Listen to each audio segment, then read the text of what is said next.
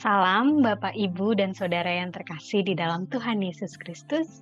Kembali lagi hadir kita di sini di dalam Renungan Harian GKI Kebonjati bersama saya Frida. Renungan kita kali ini diinspirasi oleh buku Seri Selamat yang tentunya ditulis oleh Pendeta Andar Ismail. Renungan kita pada hari ini berjudul Salomo, Pemimpin Bijak. Ya, Bapak Ibu, pasti sebagian besar dari kita sudah sering kali mendengar nama Salomo. Salomo, siapa yang tidak kenal Raja Salomo? Sejak kita di sekolah minggu, kita pasti sudah sering mendengar kisah tentang Raja Salomo.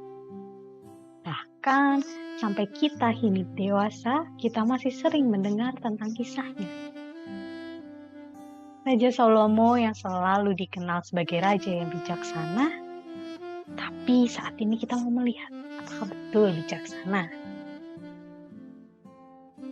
Tentunya jawaban ini kita bisa berikan jawaban betul.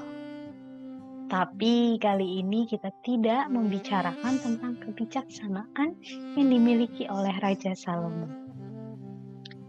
Selain sebagai raja yang bijaksana dalam kepemimpinannya, Salomo juga mengerjakan banyak hal. Saat memulai pemerintahannya, Salomo melakukan sama seperti yang diperintahkan oleh Daud kepadanya, yaitu melakukan pembersihan besar-besaran di dalam jajaran kepemerintahannya dan digantikan dengan orang yang mereka percaya.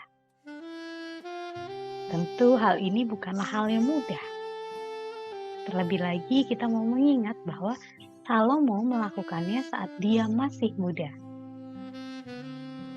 Kemudian selanjutnya kita mau melihat Salomo memperluas kekuasaan militernya, mendirikan banyak koloni yang diantaranya berfungsi ganda sebagai pos perdagangan dan juga pos militer. Keadaan ini tentunya untuk memperkuat hubungan perdagangan yang menjadi fokus pemerintah kala itu. Dan juga kerajaannya pada waktu itu banyak terlibat dengan perdagangan barang-barang mewah. Maka Salomo pada saat itu membuat perjalanan perdagangan dari berbagai daerah, dari dalam maupun dari luar negeri dijaga sangat ketat keamanannya. Sehingga orang-orang yang datang akan bisa berjualan dengan baik atau berdagang dengan rasa nyaman. Dan hal ini membuat tempat atau kerajaannya sebagai tempat yang cukup besar dalam hal perdagangannya. Kemudian kita mau melihat ke lain hal lagi. Selain melakukan perdagangan, Salomo juga melakukan pembangunan dalam masa kepemimpinannya. Tentunya yang terkenal yang kita semua ketahui ialah Bait Allah. Tapi selain Bait Allah, Salomo juga membangun bangunan yang lain. Ada beberapa yang terkenal. Misalnya Hutan Libanon, Balai Saka, Balai Singgasana, beberapa kediamannya dan bagi anak Firaun dan bangunan yang lainnya. Tidak hanya di Yerusalem dan juga di daerah lain juga. Selain perdagangan dan pembangunan yang besar, tentunya Salomo juga memperluas kekuasaannya. Salomo memperluas ke berbagai wilayah. Dan kita mau melihat hal penting di dalamnya. Bahwa ketika dia sudah menaklukkan satu wilayah, orang-orang yang ada di wilayah tersebut tidak dijadikan budak oleh Salomo. Tapi mereka dilatih dan dijadikan tentara atau diberikan pekerjaan yang lainnya. Sungguh banyak sekali cerita Salomo selain kebijaksanaannya. Hingga pada saat ini kita mau menyadari bersama bagaimana besarnya Raja Salomo kala itu. Bahkan namanya tidak terkenal di daerahnya, tetapi juga di daerah orang lain. Tapi kita mau melihat apa, saudara yang terkasih?